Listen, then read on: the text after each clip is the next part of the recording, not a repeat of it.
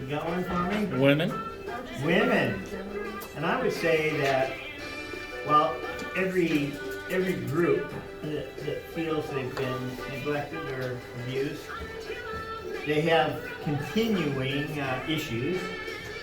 But you might say that women were the last group to get full recognition and acknowledgement, either them or the Navajos. It was clear in the 1920s.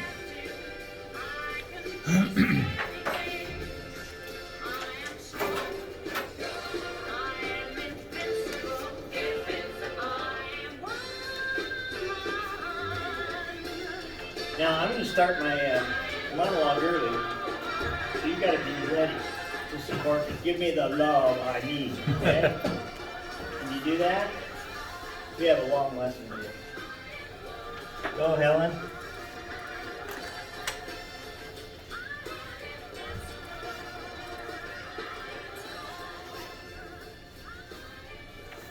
Oh, I hate to. I've got some really good jokes. Oh, I think you're hate that start. Should we wait 1 minute? 2 minutes? Should we wait for 5 more people? 2 more people. Maybe this is it. You know. For one.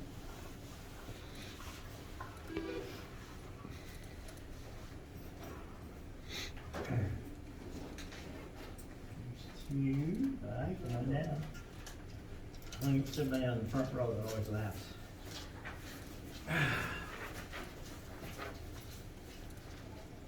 Really have enjoyed reading your quizzes. Now in the future, I'm going to put a lot more points on those, and I'm going to ask for documentation, because they're almost term paper material, the topics. Okay, just about there.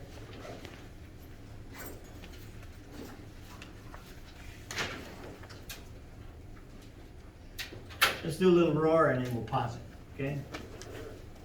Tonight we're talking about women. And this is Women's Month, isn't it? Last month was Black History Month. And this is Women's Month. And it's also Passover, Ramadan, Easter, and Earth Day. This is a pretty clever video.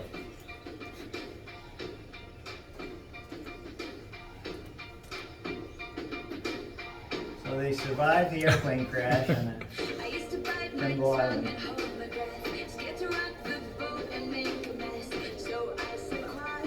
You're listening to the lyrics.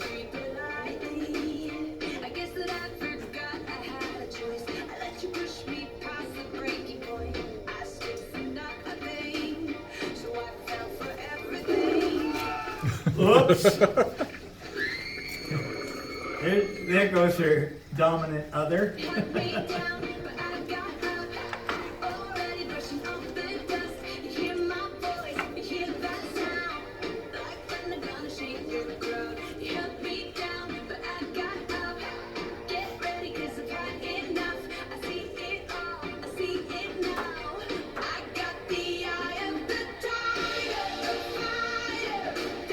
Great, Jill. Where have you heard this song before? Besides on your music. Where have you heard it before?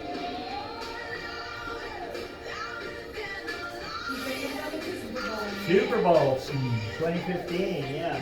But this is much better quality. Okay, let's pause it right there. So we're gonna talk about the rise of women, the age of women, and we got some great stuff. But first of all, I need to talk. I had something with some women. Something came to me last week after class. I got home, my phone was ringing, and it was my agent. He said, "Hey Dean, I got you a gig for Friday night at the Dixie Center, the convention center." That sounds awesome. Tell me about it. He said, "Well, it's actually a facelift convention." I said, "What?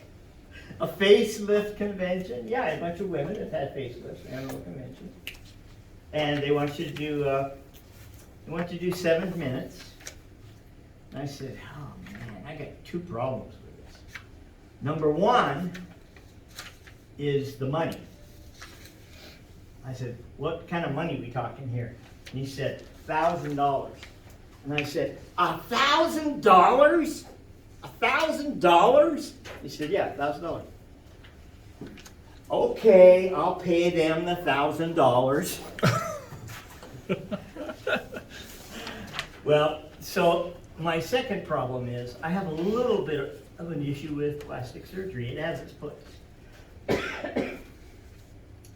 The two people that I know that have had the most work done is Dean Marriott. I admit I've had a little work done.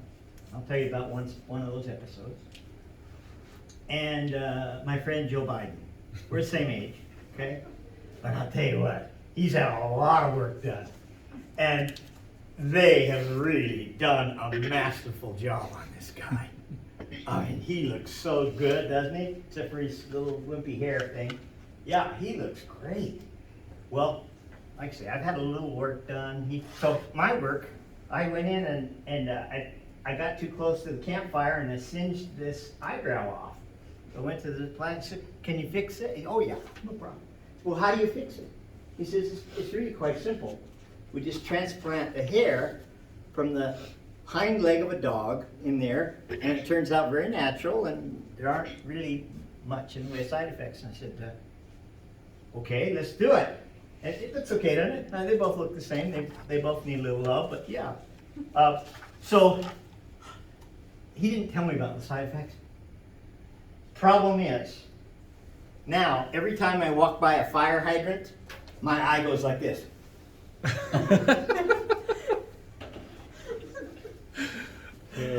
But that is a minor problem compared to Joe Biden's work. Okay, he's had, one account says he's had 8 facelifts. Now what's a facelift? Lift and cut. Lift and cut. Lift and cut. You notice now on his chin right there, he's got one of those really cool Kirk Douglas looking clefts, kind of a dimple. It's really stunning. So I did a little research on it, only to discover that's no dimple, that's his navel. Oh, God. So I'm gonna do the facelift. Where's my people? That's some of my best work. I can't do any better than this.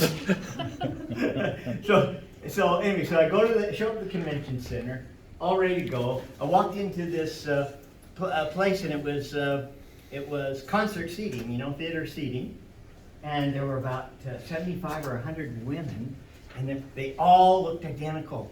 Bleach blonde hair, black leather tight fitting skirts,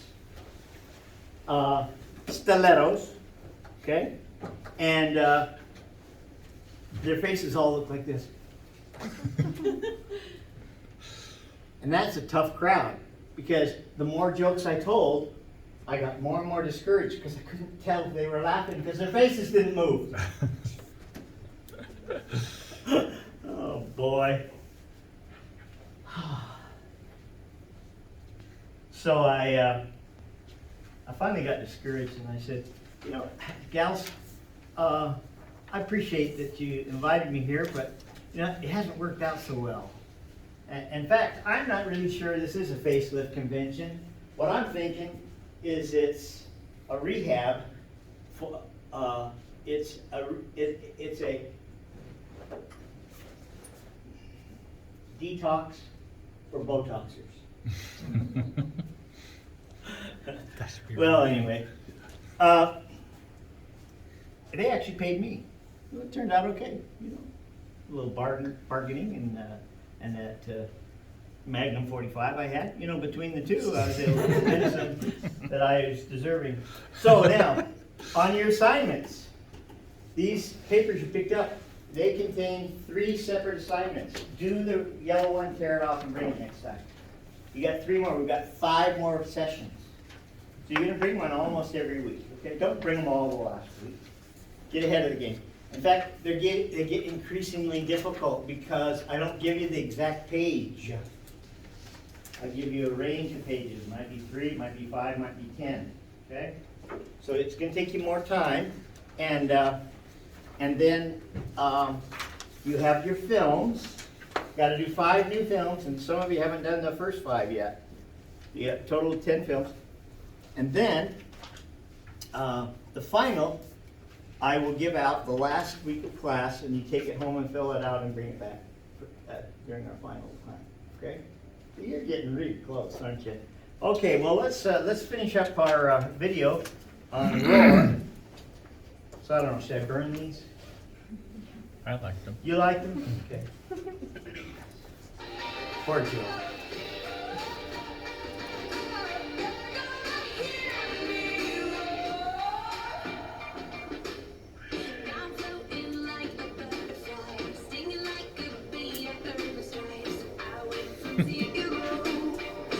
You gotta really listen to the lyrics. They're great. Look what's hanging on the elephant's tusk. Their clothing. You gotta watch this thing. It's so funny.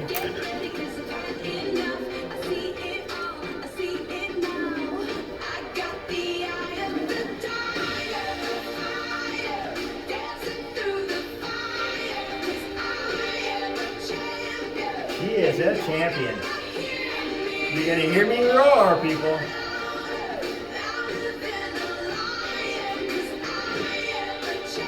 Well, I can tell you this. If I ran into something like that, I would be terrified. You know what? I really would.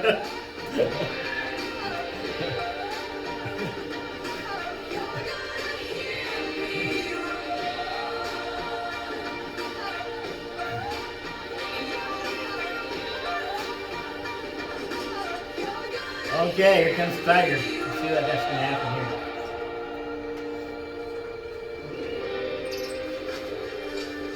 Oh, we trapped him.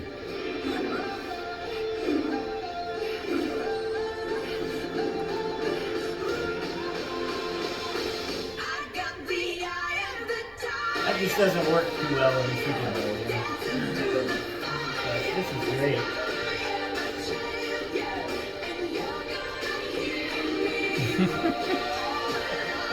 And I like this very closing scene. It's awesome.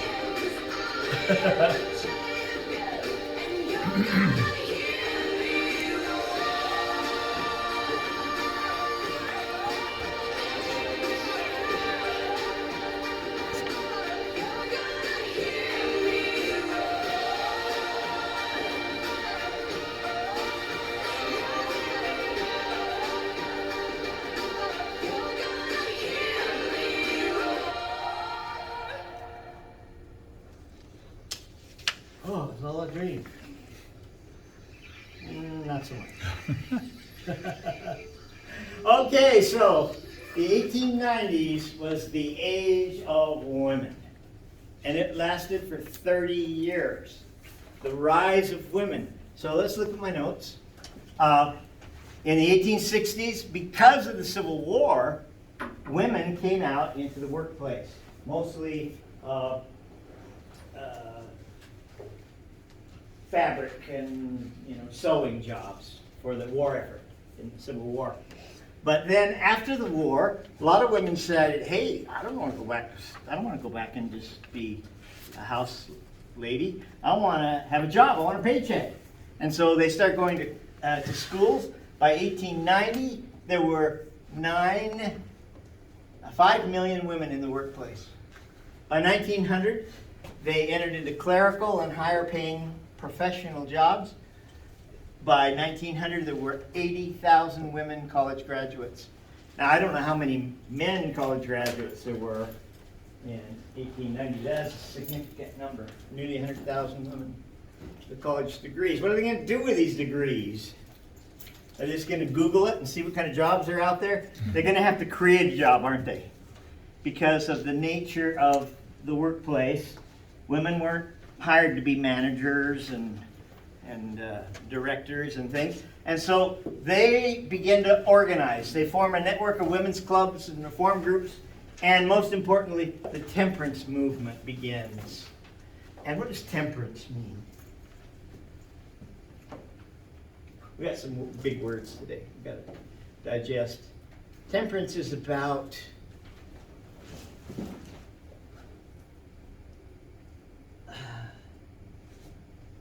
delegalizing alcohol, taking away the drink. And why did they choose the name temperance? Because when their men were on alcohol, they saw a dark, ugly side of men, an angry side. So by 1890, they had 150 advocates, and they wanted not only to banish alcohol, but they wanted economic and political reform. Alcohol was seen as the cause of all domestic and social problems. Okay, I gotta tell you, I hope none of you have grown up in a home of an alcoholic. Maybe some of you have. When you watch the Super Bowl and you see all these happy people with their drinks and they're singing and they're happy for 10 minutes, and then they get angry and violent. Bar fights. What is a bar fight all about? Please raise your hand. You speaking from experience? No. It is mind altering and attitude altering, and women saw alcohol as the cause of all social problems. I grew up in the home of an alcoholic, and my dad was extremely abusive. Okay? For me, the type of abuse I had to deal with, the oldest of 6 children, was physical abuse. He was a boxer, and he'd pop me. He'd punch me, get mad at me, go into a rage, start punching me. And I was just a little guy, I was 16, real small, frail little guy. So I learned to back up and kind of protect my vital parts while he was wailing on me. One time my mom, she got in the mix, jumped up on his back, grabbed him by the collar, and with both knees in her back, she said, "Kenny, don't hit him, don't hit him, don't hit him." And then she said, "If you have to hit him in the butt. Don't hit him in the head." And he stopped and looked at her and like she was stupid and said, "Nothing wrong with the kid's butt. It's his head that's giving him all the trouble." That's a true story.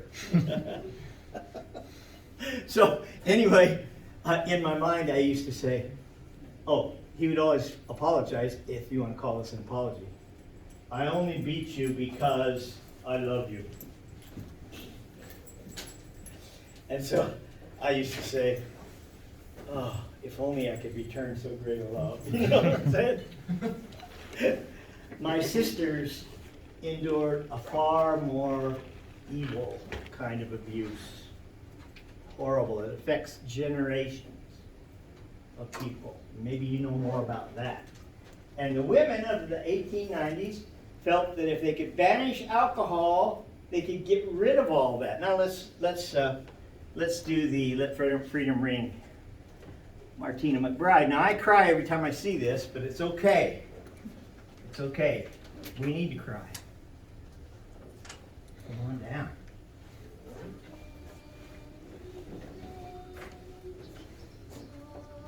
You can turn that up some if you will.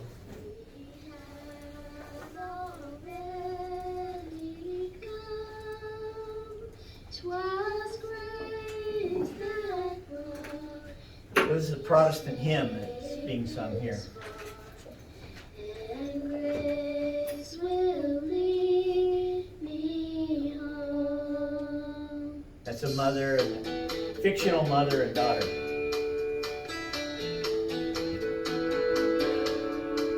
Well, she seemed alright by dawn's early light, though she looked a little worried and weak.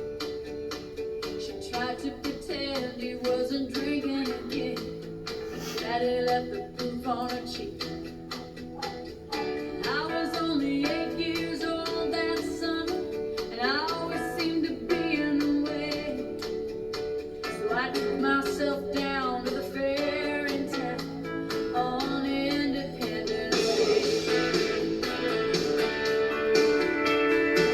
that that's what this song is about? Well, word gets Sexual around and in a small, violence. small town. They said he was a dangerous man. But Mama was proud and she stood her ground. She knew she was on the losing end. Some folks whispered, some folks talked, but everybody looked the other way. When time ran out, there was no one to back on Independence Day. Let freedom ring, let the white dove sing, let the whole world know that today is the day of the reckoning. Let the weak be strong, let the hurt be wrong. Roll the storm away, guilty pays Independence Day.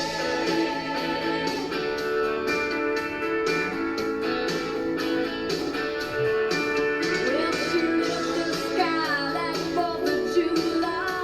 By the time that the firemen come, they just put out the flames and took down some names and sent me to the county home. Now I ain't saying it's right or it's wrong, but maybe it's the only way. Let's talk about your revolution.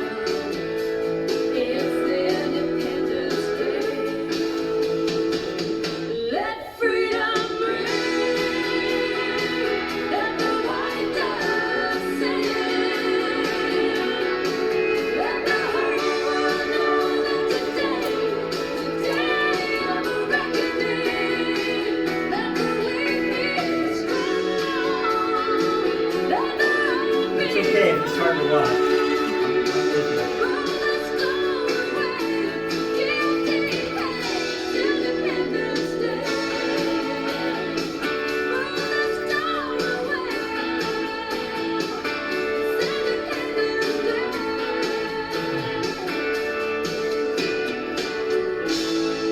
Day. So back to the notes. So a woman by the name of Jane Addams, double D.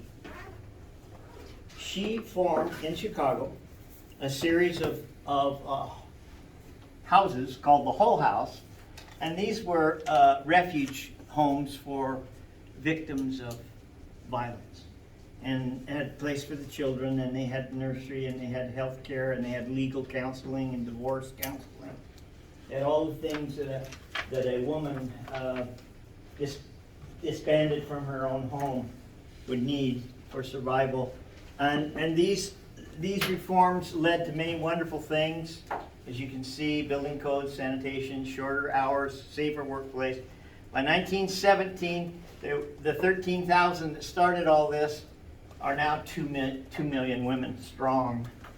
And they hoped prohibition would protect the women.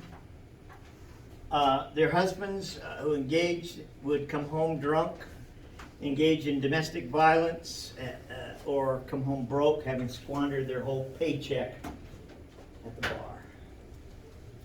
So it was a very tough time in America, and the women rose up to get legal assistance in their plight against violence against women. They thought prohibition, there's another big word.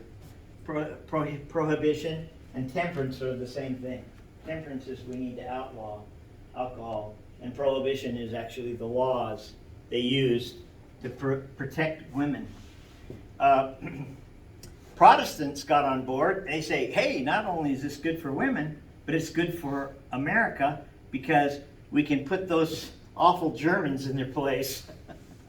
There were a lot of German immigrants in America, and they were actually the techno guys, the engineers, and the craftsmen that built America's technology, but they liked their beer. And the Protestants saw beer as an evil thing, and you notice even today, Heineken, Busch, Budweiser, they're German, right? German beers. In 1917, the 17th Amendment was passed, and it prohibited all manufacturing of sale of alcohol. So what happened to people that wanted to buy a drink in that period of time? They couldn't go to the bar, they couldn't go to the liquor store. What did they do? They either brewed their own. Now in Tennessee, there's a ton of bootleggers even today in Tennessee. They're brewing their own, and so went underground. Or the mob. John F. Kennedy's family fortune was built on the backs of bootleggers. His dad, Joseph Kennedy, was in with the mob who ran bootlegging during the 1920s. So it became a law in 1920. It lasted for 13 years, and then prohibition was repealed. Now, this is a trick question. Do you think there was more drinking going on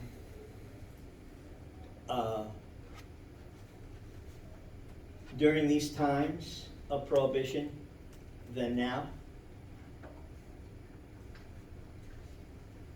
Actually, when they repealed prohibition, the consumption of alcohol per person in America actually went down. Not an interesting idea. Well, so the next issue for women was not only would their husbands come home and beat them up, but they'd impregnate them. And women would have 6, 8, 10, 12 children and die. And you look at your pedigree charts, and you'll see 2 or 3 generations back, there's 10, 12, 13 kids. And these women, I remember when I was a little tiny fella, my grandmother, your great-grandmother, used to have knitting circles, and they would sit around and they would talk about what we could do to prevent pregnancy. What do you do? How do you avoid being pregnant every year? Well, so this question of overpopulation, of men taking advantage of their women, and this massive population explosion. Well, there's a woman by the name of Margaret Sanger who founded Planned Parenthood. I don't have her picture with me. It's in my pack of stuff here somewhere.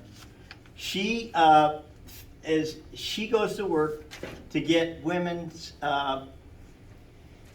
reproduction rights protected.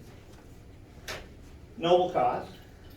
And one of the main things she did early on was she made available for free or nearly free contraceptives, the kind that men would use and the kind that women would use. And that's when this all came about. It was in the early 1900s, contraceptions in America. And she's at the thing. She's at the head of it. But there was a dark side to Margaret Sanger. In fact, Planned Parenthood today has disavowed a connection with her. And this is why. Now, I'm not making this stuff up. These are actual sources. Comes right out of the Washington Times, 2014. She demanded that there be no more babies born in developing countries for at least 10 years. And she went to the League of Nations and various organizations to try to restrict childbirths in countries. What countries today restrict childbirths? Who? China? China, yeah. They've revised it a little bit, but what's their policy? Isn't like more than 2 kids? One child, till about 5 years ago now. But even though they lifted the ban, people are still only having one child. And if the child is a girl, what do you think happens in China? They can't carry on the name. They what? They can't carry on the name. Well, yeah, that's a more noble aspect of it. But less noble, the baby is killed at birth. If you're only going to get one, you got to have a male child to perform the domestic, work. So, yeah, that is a very, very scary country. If you're Muslim in in China. Where do you live? In giant compounds. There are over 2 million. They change your name, give you a Chinese name instead of a Muslim name. They sterilize you, and you work in sweatshops. A lot of your athletic shoes are made by Muslims in these work prisons. So that's how they're going to deal with the Islamic issue. They'll just eradicate them in one generation. Won't have any more Muslims. Okay? So she doesn't want any more babies. In 1920, in an article she wrote, talks about some moral aspects of eugenics. What's eugenics? It's engineering of life, births. And you know, we have that now. If you're pregnant and you go to the doctor and he says, "Oh, your baby is Down syndrome," is that a form of eugenics? If you decide to abort that child based on that? Well, the extreme is, well, if he doesn't have blue eyes, then we'll abort him. You know, eugenics is the ultimate, to me, the ultimate crime against humanity. Oh, the Chinese do this too with their military soldiers. Oh, you remember the guy? What was the big tall guy, basketball player? What was his name? Yao Ming. Who? Yao Ming. Yao Ming. He was genetically engineered to be a giant by breeding a certain woman and a certain man, because they wanted to have the best basketball player in the world. Well, so here she says, I personally believe in the sterilization of the feeble-minded, the insane, and cephalic. These are people that have venereal disease. And she got over 60,000 people sterilized in America. This is in the 1920s. That sounds just crazy today, doesn't it? She's able to pull it off. And then at a KKK meeting, who's the KKK? It's a Democrat arm of the killing of black people. She goes to a meeting in 1926. She promoted aborting black babies. In a follow-up letter, a few years later, she wrote, "Oh, wait a minute. We don't want word to get out that we're going to exterminate the Negro population." Now, this is the founder of Planned Parenthood. I always thought Planned Parenthood was that cute little place where you'd go to get advice and counsel and medical advice, and maybe a few condoms. But my office used to be right there under the stairs, and I shared it with the psychology department, and I had a life-size mock-up of male and female genitalia. And it is right on the shelf behind me, and a big bowl of contraceptives. I don't know if I was supposed to pass them out, but luckily they moved me to a real office there. I thought it was kind of goofy. Well, anyway,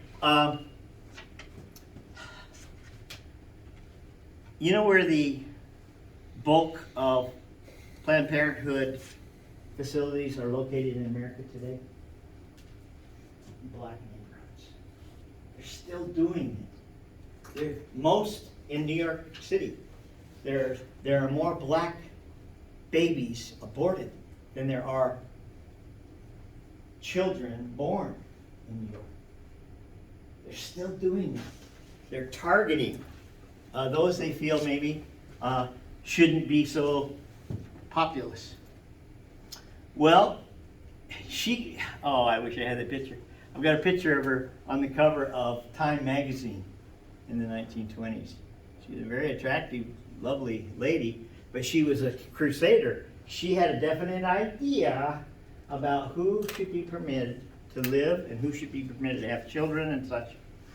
Well, she did provide the counseling and the contraceptives, and she campaigned for legalized abortion until her death in 1966, and just 7 years after that, the Supreme Court in Roe v. Wade granted or legalized abortion. And the plaintiff in the case was a young girl, 17 years old, named Norma McCorvey. She won the case that she could legally go and have an abortion. She was pregnant. But after going through all of that, she decided to keep the baby. She gave birth and kept the baby. And this lady here was died in 2017.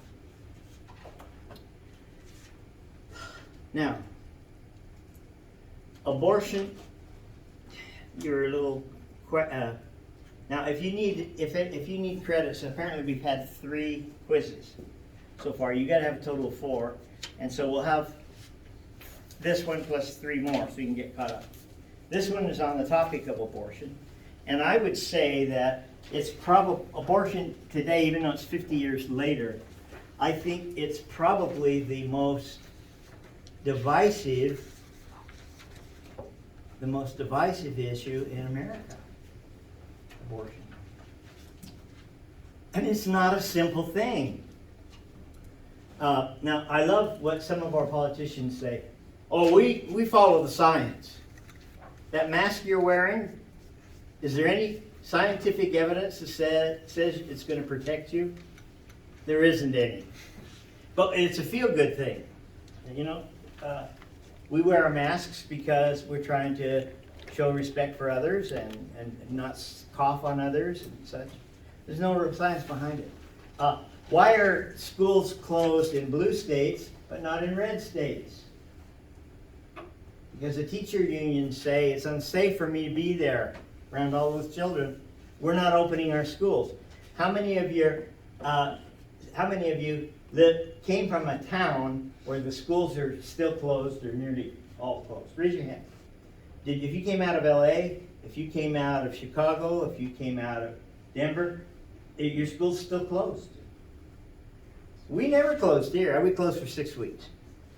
And yet, there's no science to support closing schools. They actually say a child is much safer in school than he is at home, because when he goes home, he gets exposed to the parents who are around all these COVID people, and they're more likely to get COVID at home than they are in school. So when people say, let's follow the science, okay, so answer this question. When is a embryo medically, scientifically, a human being? Is there any scientific evidence that says when you become a human being? Science overwhelmingly says that by the 8th or no later than the 13th week, you are a human being. When you have your own heartbeat and you have your own nervous system and everything, you're a person. Okay? So is this a legal, legal abortion, is it based on science? No, because, in North Carolina, the governor of the state of North Carolina, he's a medical doctor, he says, so now, if there's a botched abortion and your baby is born or taken and it's breathing on its own, we'll just set it on a counter and put a blanket on it, and we won't give it any attention until it passes away. That is so creepy, isn't it? Where's the science? New York City, New York State, you can have an abortion right up to the moment of birth. Now, this is very painful for me. I have 3, maybe 4 $1 million babies. My grandchildren were all born as preemies. They were they were about this size. And they survived. And yet it was legal to abort that same age baby in most states. So what's abortion really about? Is it about science? There's 2 issues, aren't there? The Constitution of the United States guarantees everyone the right to life, liberty, and the pursuit of happiness. Now, if you're an adult, the Constitution covers you. But if you're an embryo, a few weeks away from birth, fully sustainable outside of the womb, you're not a person yet. You're not a person. So it's not based on science. Science clearly says, now let's go back to 1973. What was a 13-week-old fetus in those days? A blob of tissue. It was like a tumor. You just cut it out. There's no moral significance to the procedure. So now, and here comes my really bad joke. When does life begin? Would we agree that when it's alive, it's probably not the right thing to do to abort it, to end it, if it's really alive on its own? I think most of us would agree with that. Now, we might not all agree on when that is, but if you're a Jew, life does not begin until the child is out of the womb and takes his own breath on its own. Just like the Bible says. God formed man of the clay, the dust of the earth, and then God breathed life into his nostrils. And the little child then, Adam, then took a breath, and now he's a person. 5 minutes before, he was a formed being. And one of my children was born dead and miraculously came back to life. And there was nothing wrong with him, but he was just lifeless. He was as blue as your shirt. And there was no life in him. Doctor couldn't get life in there, the nurses. And then just spontaneously he took a breath and then he's alive. So if you're a Jew, you're not a person until you take your own breath. Now, if you're a Catholic, when does life begin? If you're Catholic. At conception, sperm and egg, that's when you become a person. Now, if many Protestants believe that you're a person when the mother begins to feel life. Now, all of these things are based on biblical interpretation, okay? And there's passages, and so if you're a Protestant, maybe life doesn't begin until 13 weeks or 8 weeks or something. If you're Muslim, it doesn't begin until 8 weeks after conception. But if you're a Mormon, when does life begin? What is their philosophy on it? I can simplify it for you. Life begins when the dog dies and your youngest child moves out of the house. That's when life begins. Okay? Actually, the Mormons don't have a position, an official position on when life enters the body. And I always say, when I have these conversations where I get a lot of stares and no one dares mention anything, I always say, you're asking the wrong person. Don't ask the politician. Don't ask the preacher. Who you should ask is the mother. Your wife will tell you when that little one becomes a person. They have a way of knowing and sensing. So anyway, it's a very difficult thing. So if the doctor comes to me and says, your wife is 6 months pregnant, and if she carries the baby to term, or at least another month, it'll probably kill her. What do you want to do? Now we can terminate the pregnancy, save your wife's life. What do you want to do? Is that one of the hardest things we'd ever have to decide? Yes. My youngest sister had an abortion. If she'd asked me beforehand, I don't know if you knew that. Okay, well, let's pretend I didn't say it. If she'd have come to me and asked what my thoughts were about getting an abortion, I would say, well, that has to be your decision, but I'm not going to condemn you if that's the direction you go with this. Because the year before she was so into drugs, and her previous pregnancy, a year before the child was born, severely mentally handicapped and lived to be 40-something years old. And she grieved over that child every day for 40 years. She brought something like that into this world. And the next child, she was still on drugs. I'm not having this child. Now, I don't condemn her for that. And in a way, I think it's nice that the law does permit, under certain circumstances, that abortions can happen. But how about abortion as a form of birth control? Oh, we had a big weekend. Let's all head down to the clinic. No, that's not what abortion is about. Okay, contraception is about that. Okay? Okay, so, you guys laugh at the funniest things. So, anyway, I'm not passing judgment on anyone in this formula except for one person.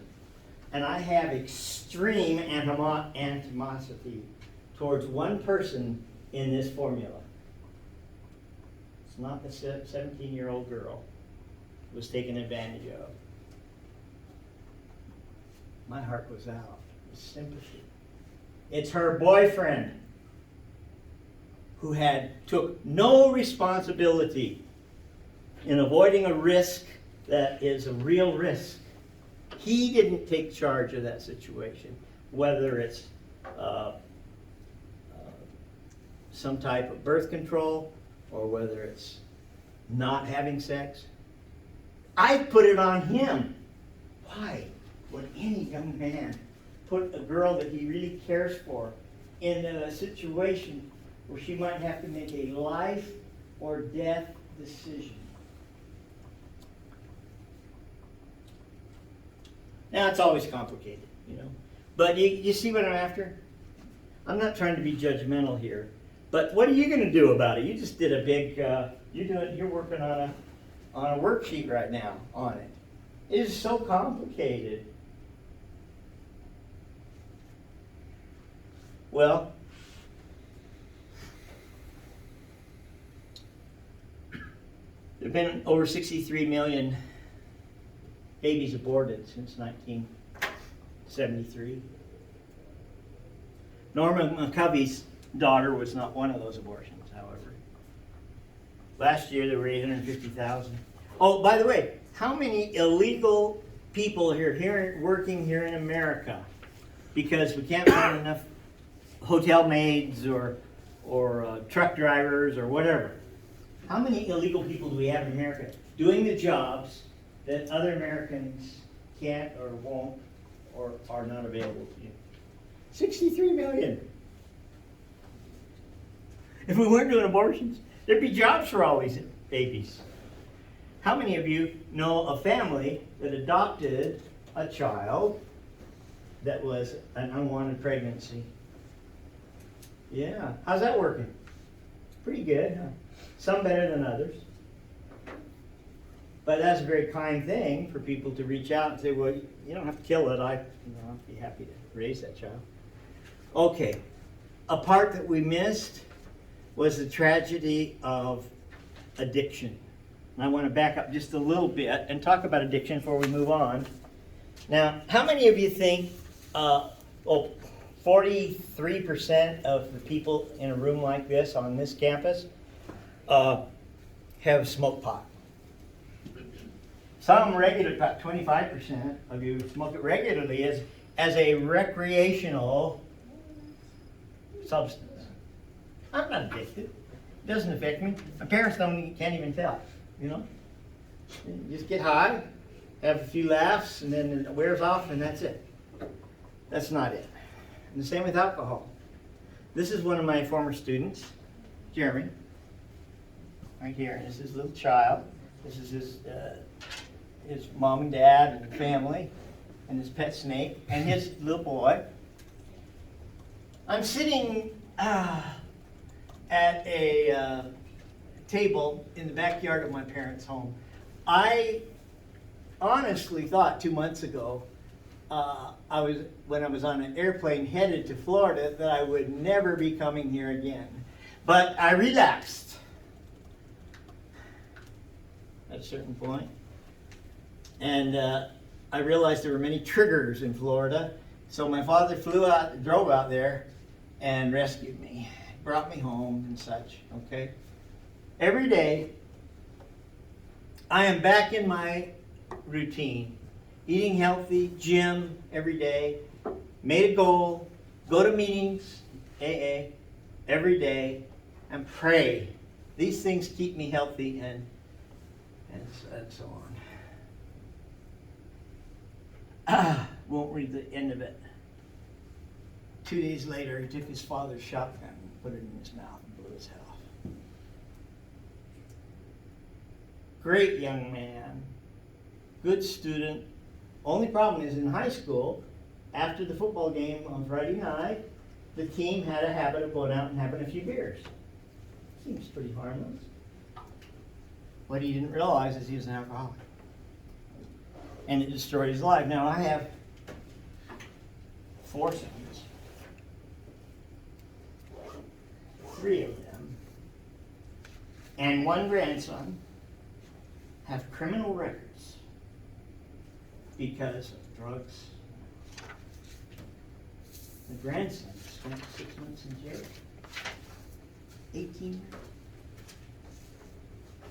Don't give me this, it's just recreational, it's harmless, it's not habit forming. I have 1 son. Oh, here, you gotta see this picture. This is my oldest son. You gotta love the hair, especially because now he's what? This is my son Dean. Don't ever name your child after you. He's right. I get calls from the IRS, the bill collectors, old girlfriends. Oh, you don't want to name? No, sorry. The hair. He's bald. He's totally bald. He's 50, and he's done some good things with his life. But this is prom night, his sophomore year, and here he is in the house of his best friend, who introduced him to drugs, and his name is Robert Downey Jr. You know who he is? Iron Man. Not so much. Robert went through cocaine just like my son did, and Robert rehabbed, and so did my son. But on the 4th rehab, he showed up at the rehab center wearing a pair of cut-off jeans, real short cut-off jeans. He had no idea where his car was. He had no idea where his driver's license or wallet was. And he knocked on the door until somebody opened the door, and he says, "I've got to come in." And that was the final rehab that took. And he's been sober now for over 20 years. But he lost 20 years of his life. He's experiencing life in a new way. He's too old to have children now, and there's many things that he won't get to endure.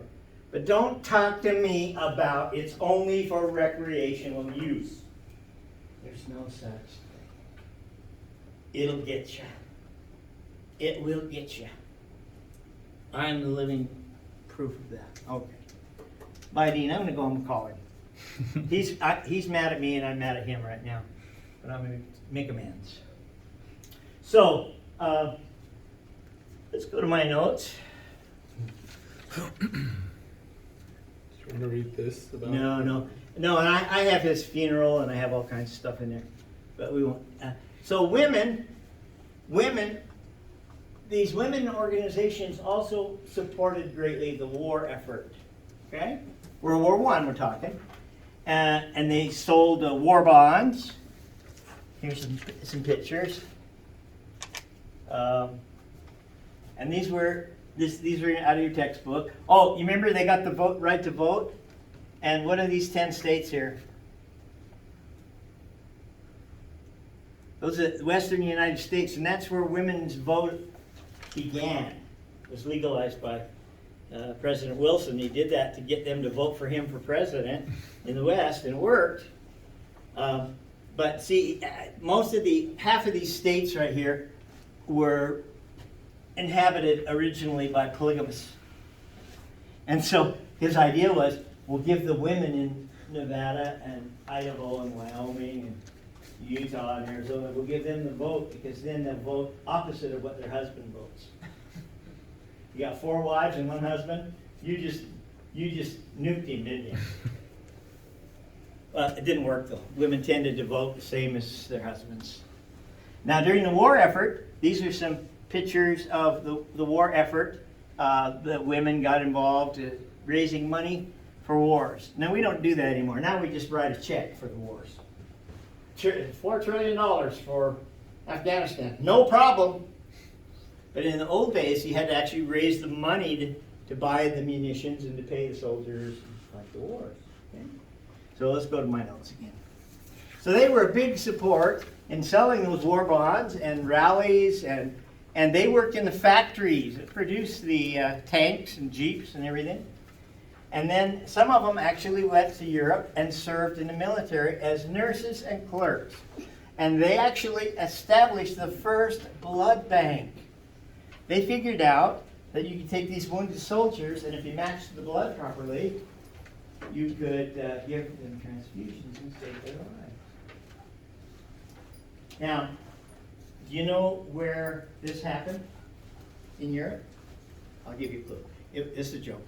It was actually in Transylvania, and it was under the direction of Dr. Frankenstein and Count Dracula. That's where blood banks came from. All right, good spot.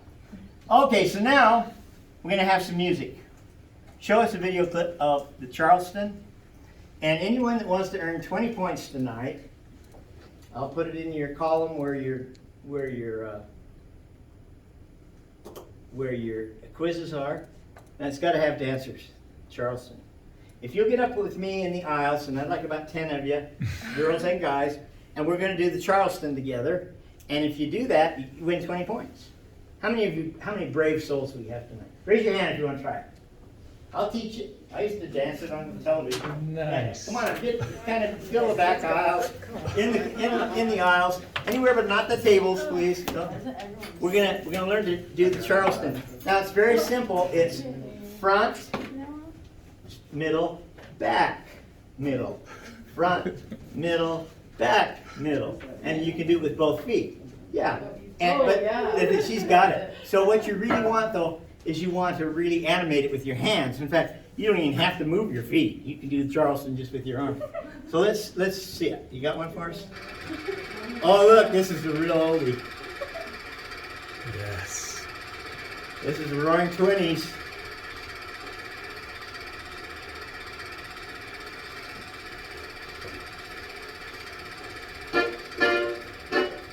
Okay, you ready?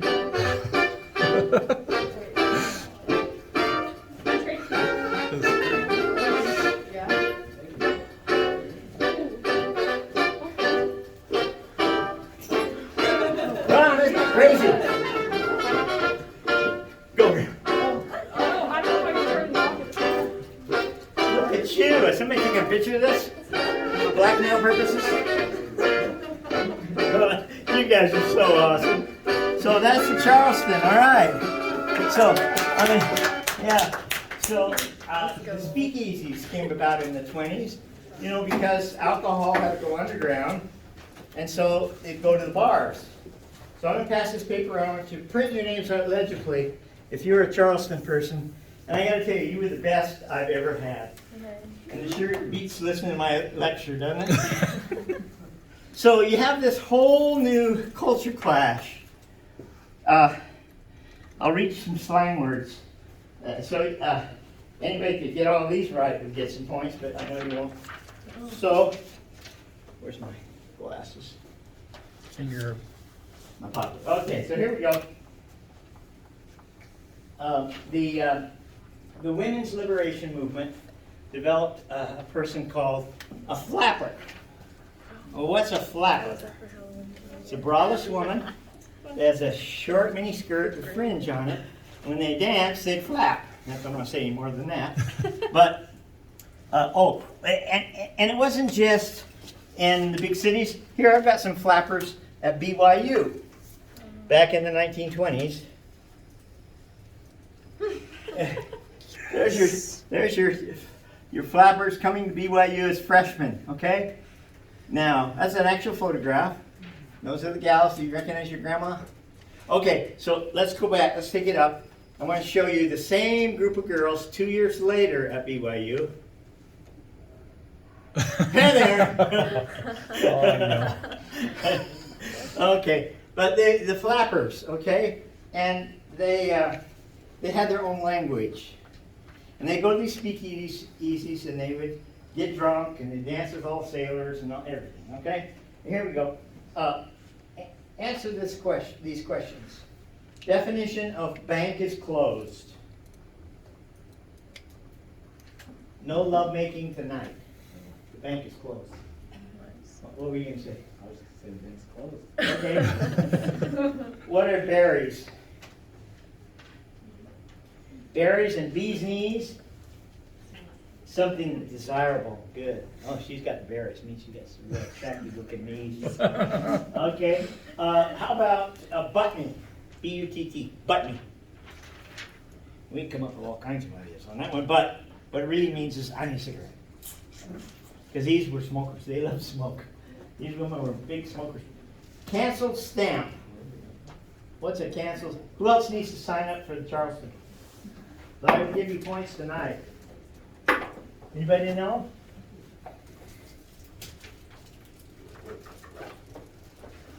Cancel stamp is a girl that's no longer interesting, okay? And I won't say more than that. Cash or check? Means, are you gonna smooch me now or later? Cash or check, all right. What about cheaters? What are cheaters? Right there. Some people still call them cheaters, don't they? Yeah. What about a gasper? G-A-S-P-E-R. What does it mean to have gasper? Smoke. Okay. And handcuff? What's a handcuff? Handcuff is an engagement ring. Oh, okay. What's a sinker? Sinker's a donut. You dip in your coffee. Sinker. Okay, that's enough of that. So they have their own culture. Now, every age has their own culture, don't they? Their own language and such. Well, so you had the women's liberation movement, and you had a rapid decline of Protestant religious values in America. People began to say, not sure I want to be as religious as my parents were. Values began to change. Ethnic plurality. Minorities began to be recognized and included in society more. Mass entertainment, bootleg liquor, scholarly challenges such as communism and Darwinism. Both of these were invented by Jews. Did you know that? Karl Marx is a Jew. And Darwinism is, well, actually, no, he's the Church of England. Well, Darwin, okay? Charles Darwin. We don't have time to talk about these, but these presented challenges to society because it challenged established values. You know, we all know the story of Adam and Eve. That's the origin of the human race. Darwin has a different idea. Well, that's too far out for me. I'll stay with the Bible one. You begin to have athletes like the famous Billy Sunday, pro baseball player. That was actually his name. But he could see that he could do more good in the ministry than on the playing field, and so he became a big-time Bible tent preacher in America, especially in Los Angeles. And one of his young followers was a young guy by the name of Billy Graham. Have you heard of him? His son Franklin Graham is now taking his place. God is dead. He had all these tent revivals, faith versus science, the Scopes trial. You'll get some of that in your worksheet. We won't do any more with that. Only to say that evolution was illegal. It was illegal to teach it in the public schools until after this trial. So let's go to World War I. Any thoughts or questions about the women's movement from the 1890s to the 1920s? It was quite the thing. World War I. Let's play my music. And again, this brings tears to my eyes.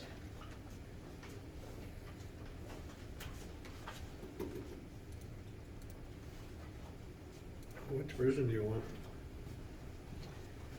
Broad Cone, yeah. Cromwell. Yeah, that's a good one. Okay. This comes from the film Les Miserables, one of the great songs of that stage play. Les Miserables is a tragedy, isn't it? How many of you have seen Les Mis? Your mom took you to it? You had to go see it for English class? You won't listen to the whole thing, but I do want to make note of the wording.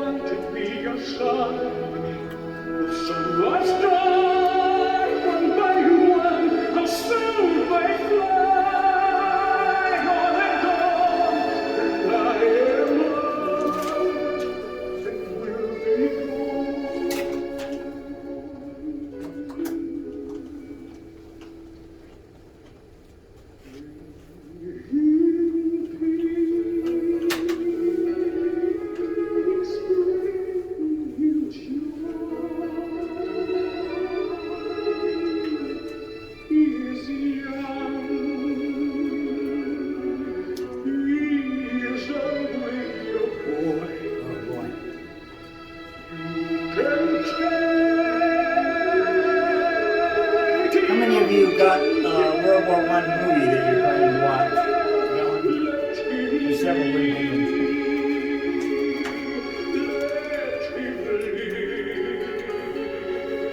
ones. Bring him home.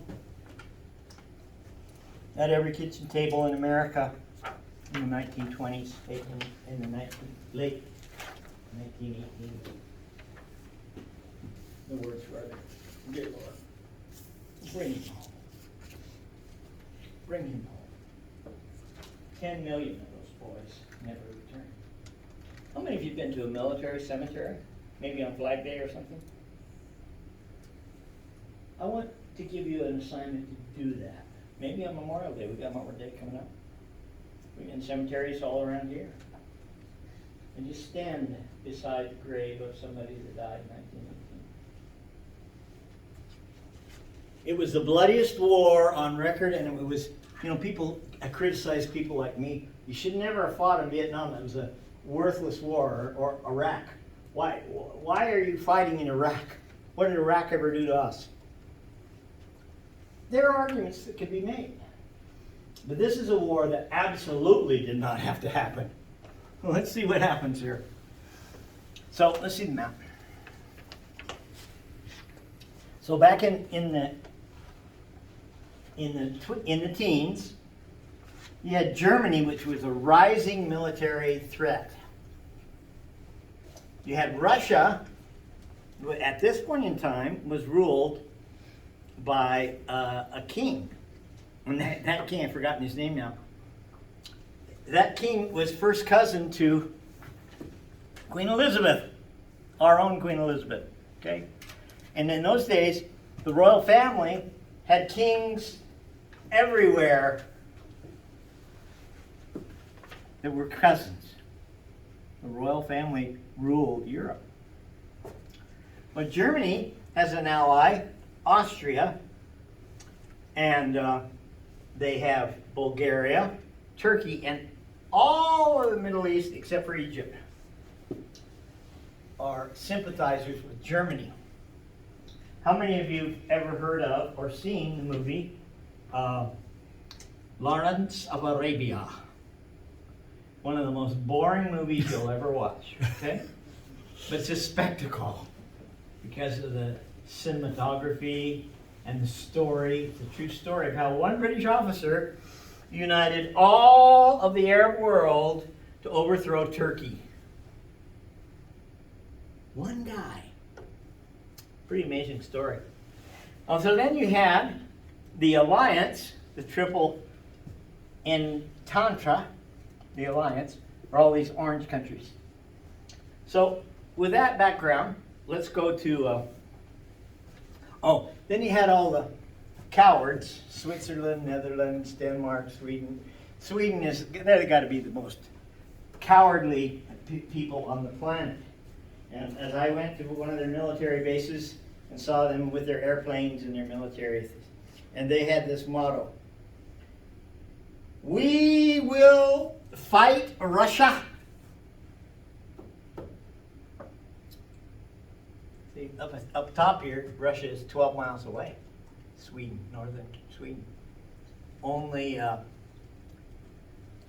what's the country?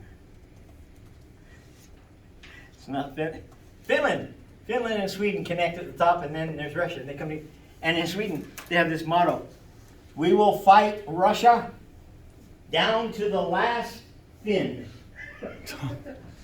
They're our buffer. They're gonna have to come through Finland to get the. But they went. These guys were all neutral during World War I and World War II.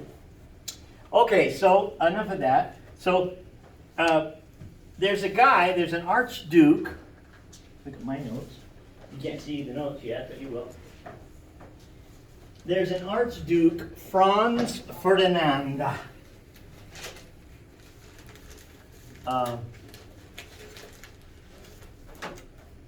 Heir to the throne of Austria. Young guy's dad's about to die, he's going to take over. He comes down into Serbia and he gets assassinated by a Serbian guy. And that ignites the war. There are all these treaties in place, and so right away, all these orange states, including Russia, we've got to defend the honor of the Serbian guy, and so the war starts. Okay. Germany quickly overruns Belgium. And they set up and northern France, they set up a whole series of trenches. And that's the war, it's trench warfare. You say they spend 2 years in a trench, sticking their mirror up to see if there's anybody 50 feet away that's waiting to blow their head off. And in those trenches, they contracted all of these diseases, including the Spanish flu, that killed over 40 million people worldwide. Killed 20% of everybody on the planet. And we're all nervous about COVID. It might kill 1%. Might. Can you imagine losing 40%? I had a great-grandmother and her daughter died the same day here in Utah in 1918. It was a killer. Quick exposure, and within hours you're dead. So, anyway. I'm so done with this. Okay, so let's go to my notes. U.S. didn't want to get in this World War I. President Wilson, he's a Democrat, and he says, we're not going to war. We are not going to war. Okay? Well, he wins re-election in 16 on that slogan, we're going to stay out of war. But sadly, the year before, the German submarines had sunk a bunch of American merchant ships and killed a bunch of our citizens. And our citizenry here didn't know what to do about it. Then comes the Zimmermann telegram. So Germany sends a telegraph to Mexico City. In those days, you didn't pick up the phone or go on the internet. It was and the relay station, let's see my map again. If you're going to send a message to Mexico, it goes from Germany to England to Mexico. And the teletype operator is sitting there and he's writing down what he's hearing, and he shows it to supervisors. This Zimmerman telegram is weird. German guy, Zimmerman, is making a proposition, a war proposition with the Mexicans. And what was it? It was, if you will fight along the southwestern border of America, engage America with your soldiers along the southern border, if you'll do that and keep them out of our war, when the war is ended, we will give you California, New Mexico, Arizona, Texas, Utah. We'll give all that back to you that you lost 60 years ago, right about the time of the gold rush. We'll give it back to you. That's the Zimmerman telegram. Well, when it hit the press, that outraged the American citizens and said, we're going to war. And quickly, we don't have time for the video, sadly, we defeated the Germans and their allies very quickly, because we'd been resting. You know, you bring in your best team in the fourth quarter, they haven't played one down, and they just wiped up. I'm grateful that my grandfather came back from World War I. My father came back from World War II. I came back from Vietnam. 3 miracles, okay? Wilson was extremely embarrassed by this. And Lenin, he pulls out of the alliance with the Europeans because, or I should say Russia pulled out, because they have a new government in Russia. It's called communism. And the communists killed the royal family, their little children, everybody, killed them, and took over as a country. And they let everybody know that they were involved with secret treaties with France and England and America, that after the war was over, oh, you can have South Africa, you can have this area and that area. They carved up the world for colonization by these superpowers. Well, that was a big embarrassment to Wilson, and so he tries to get us out. We kicked butt. Kaiser Wilhelm sued for peace. Here's something you got to know. Never enter into an amnesty agreement. What is that? It's a ceasefire. See, we did that. We made that mistake in South Korea. We didn't win the war in South Korea. We just agreed to a ceasefire. The war is technically still on. And there's no winner declared. Won't be until one of those powers rises up and takes it. Okay? Well, 10 million soldiers, 40 million others died of the flu epidemic. And our soldiers brought the flu home to Texas and New Jersey and everywhere. And they came home. So if I got any more stuff, are we done? Oh, let's take a look at what, oh yeah, we got a lot of stuff to talk about. So what was the objective of all these countries that were so eager to get into a war? Okay? Oh, by the way, Wilhelm, he agreed not to fight anymore, and he went home to Germany and started resupplying for the next war, which was World War II. Bad. So what did Russia want out of it? Well, they wanted Serbian support, and that would allow them to have access to the Mediterranean and Black Sea. And what they got, they didn't get that. What they got was Lenin's revolution and an overthrow of the monarchy. Germany wanted to become a mighty military power, and they were so badly defeated by the Americans that they were humiliated for 20 years. And that was the Third Reich, the rise of the Third Reich under Hitler in World War II, because they were so humiliated. The money was worthless. All of their industries had been destroyed and stuff. So it didn't happen for them. France and England wanted to defend their world empires, but in what really happened was Australia, New Zealand, and Canada, all these people, when the war was over, said, are we going to be part of the British Empire? I don't think so. I think we're going to get out like the Americans did. So all these colonies began to dissolve, The U.S. wanted to make the world safe for democracy. We will never, in fact, the World War I was called the War to End All Wars. We're never going to have another war because we've made it safe. And we've got the League of Nations, and we're going to resolve things peacefully and everything. Well, what happened in America after the war? The business of business is America. Calvin Coolidge will speak about him next time. And so we were booming in America. We had an industrial complex that was superior to all others. And the creativity and industry continued in chemical research, aviation, electronics, mass production. Half of all households owned a car and a TV, steel, oil, and leisure. People began to engage in things beyond just getting by. They actually had Saturday and Sundays off. They didn't have to work every minute of every day to survive. And they developed a new kind of interests and new kind of role models. I used to tell parents, and they were starting to worry about their teenagers, I'd say, let me see their room.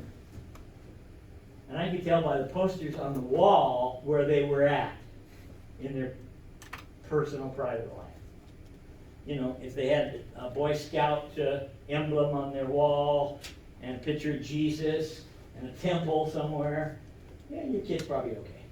When they got Led Zeppelin and the Grateful Dead, you know, you could tell where a kid was, the direction of a child. Well, so that's what's happening in America in these days. They're changing, and they become interested in different kind of role models. Charlie Chaplin, Babe Ruth, baseball, Charles Lindbergh, and then we are going to do this music. And that led to an era of speculation and consumer debt. I want to buy stuff and I want to do it on credit. I heard a sigh.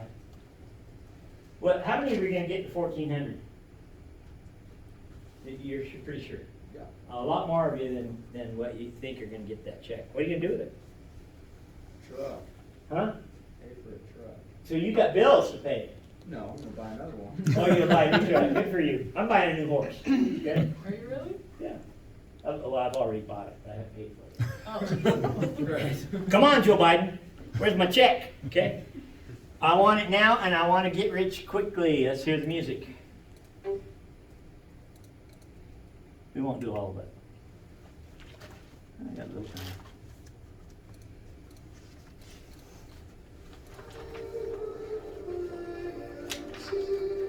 One of the big things that happened at the end of World War II is the international monetary system switched from the British pound to the American dollar. If you're going to buy Saudi oil, you got to pay with dollars. And we are still the gold standard of the world, soon to be replaced by the Chinese yen, probably in the next 10 years.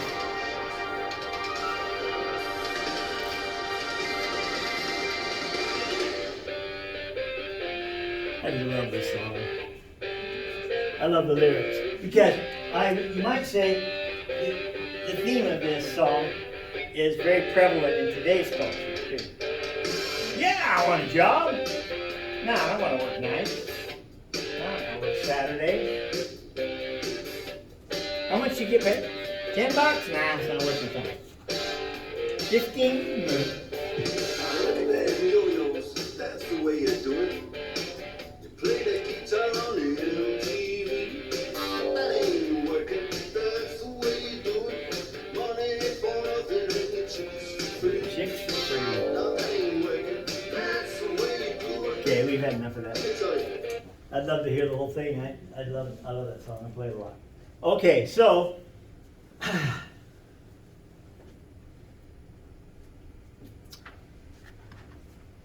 what people did was they quit using banks as a place to store their money. How many of you have a savings account, a credit union or something? How empty is it? You don't have enough for a truck yet, right? Well, I do. Oh, it's in there. Yeah, I just gotta be smart with them. I'm not gonna spend my savings. Okay. I Oh, spend okay. The free money. You want the free money, okay. So anyway, yeah, they quit seeing banks as a place to save your money and make sure it's not under the mattress, somebody can steal it. And they saw it as a place to speculate. We'll go borrow some money, we'll go borrow $5,000, we'll buy some building lots, and pretty soon those lots will be worth $5,000 a piece. And we'll quadruple our money in a couple of years. That's called speculation, okay?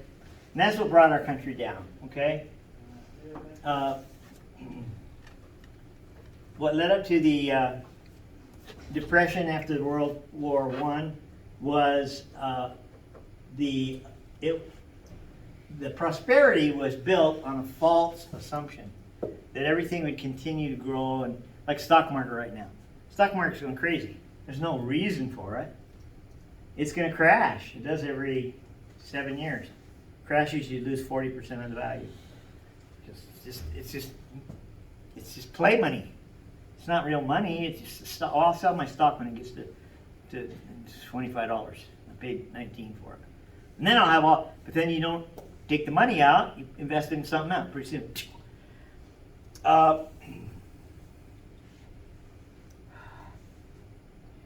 Rural Americans began moving to the cities, looking for prosperity.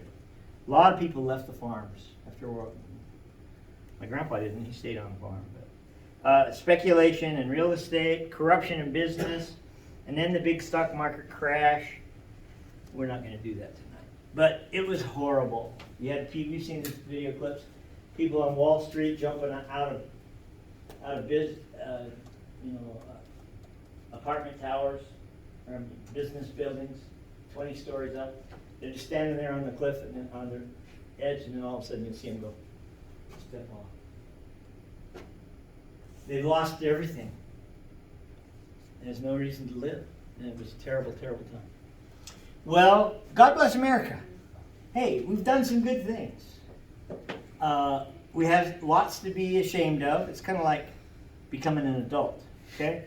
You look back at your teenage years and you say, I got some things that I should be ashamed of. But you grew up, and you don't behave that way anymore, hopefully. And America has its growing pains, but it also has a great legacy of doing good for others.